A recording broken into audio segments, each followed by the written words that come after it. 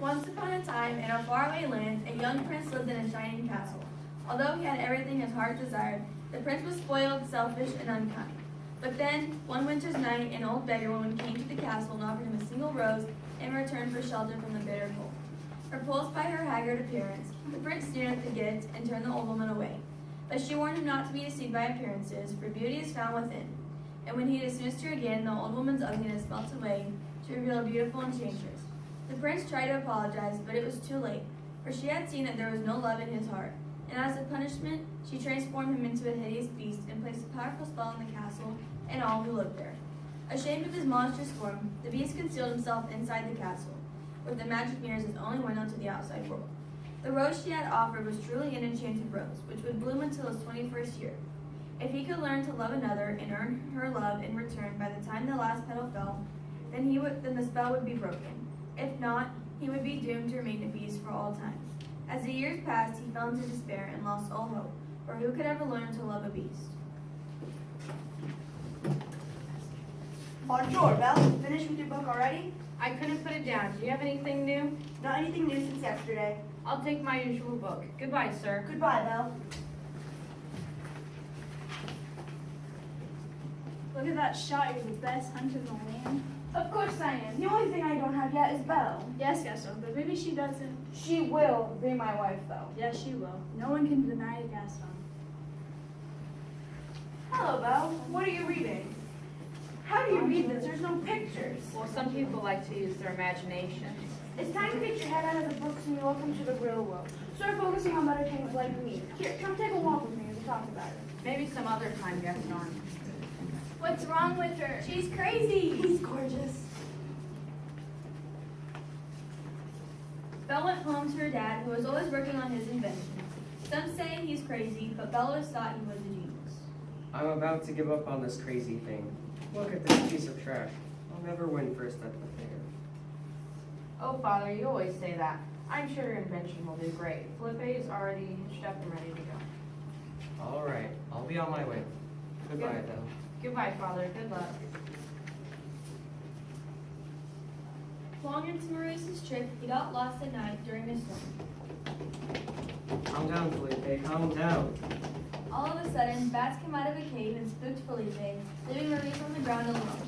So he walked to a strange castle that looked abandoned. Hello? Anyone here? There must not be anyone here. A person? There's a person inside the castle. Not another word. Last thing you need to do is scare him off. Who said that? Well, me, my good friend. Hello there. May I explain? In terror, Maurice was out of the castle screaming and running, but was stopped. You think it's okay to trespass? I shall take you to my dungeon. I'm sorry, sir. I was left stranded out in the middle of nowhere, and I need to warm up. Meanwhile, Felipe is getting Belle and leading her to the castle where he was left, and then shows up at the castle, and Belle sees the beast. What have you done to my father? He is weak and can barely stand. He was trespassing, and he deserves it and has no right to being here. Well, at least let me say goodbye. While the beast was turned, she pushes her father out and shuts the door with her in it. What are you doing? No, Belle, don't do this. I'm saving you. Now go. And don't come back! Beast goes into the kitchen where Mrs. Potts, Lumiere, and Wadsworth are waiting. What are you doing? Are you crazy? Do you want to keep us this way forever? Now, dear, go back in there and ask her to eat dinner with you. But she is my prisoner, not my guest. Well, now she is. Be a gentleman. Don't be rude and smiles, for God's sake. I won't fall in love, but I shall invite her to dinner. You will come to dinner with me, and that's an order. I don't want to go to dinner with you. You will! Please, Belle, meet me downstairs. Belle walks downstairs for dinner and sees an 8-course meal waiting for her, along with the Wadsworth, Lumiere, Mrs. Potts, and Chip.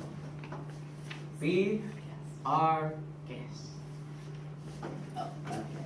Belle goes straight up to her room after finishing her meal, which is a simple thank you to everyone except the beast. Meanwhile, Gaston and LeFou are at the bar, and Gaston not feeling like himself. Who does he think she is rejecting me and not marrying the great Gaston? No one rejects Gaston. He's the greatest shooter. Yeah! You were the strongest man. Yeah! Not to mention the most handsome. Yeah! Not to mention his extreme smartness. Yeah! Who needs to be smart when you look like me?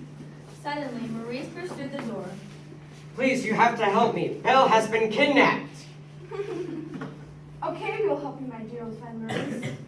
Gaston flew right out to where Maurice told him about Bell's dad, and instead of helping, they tied him up to a tree and leave him there.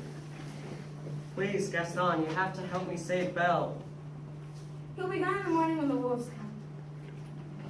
While back at the castle, Belle was planning a way to escape, pulling scarves, anything she could find to make a rope. Darling, you'll never make it that far. Why don't you give the beast a chance? Why would I give such an evil beast a chance after what he's done to my father? We used to be not like this. Well, we all used to be different. But ever since the night the witch came, changed us we knew that we could never find you and break the spell. Because you are the one. You're the one to change the spell. The only way we'll all change back is if you and the beast fall in love. After much talking with Mrs. Potts, the beast gives Belle a tour of his castle. This is the library. I've read everything on the shelf. Would you like to read anything in here? Oh my goodness, it's magnificent. Well, take anything. And feel free to roam around the castle, just not the west wing. With all of Belle's curiosity, she went up to the west wing, ignoring the fact she was told not to. When she got up there, she saw the magic rose and a few petals as one fell off.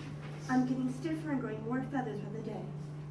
As she was observing the rose, she heard the thudding of footsteps as the beast came upstairs. I told you not to come up here. I'm sorry, I was curious. Get back to your room, at once! Belle went straight up to her room and fell asleep, but Gaston was curious about the beast, so he went further. Then he spotted the beast standing in the window. Gaston ran back to the village and warned everyone. There's a beast and we must kill it. It has no chance against us. Grabbing their torches and pitchforks, the angry townsfolk charged into the castle.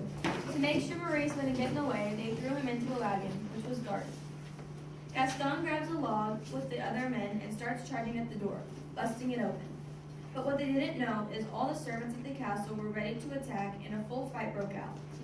They had thrown Belle into a wagon. I have a bobby pin to pick the lock. After Belle picked the lock and released her and Maurice, she raised his back to save the beast. Stop, don't hurt him, please. He hasn't done anything. He's innocent. Gaston lifts his arrow about to shoot the beast who is on top of the castle, but as soon as he goes to shoot, the bridge collapses and Gaston goes into the abyss, but the beast is still down his throat.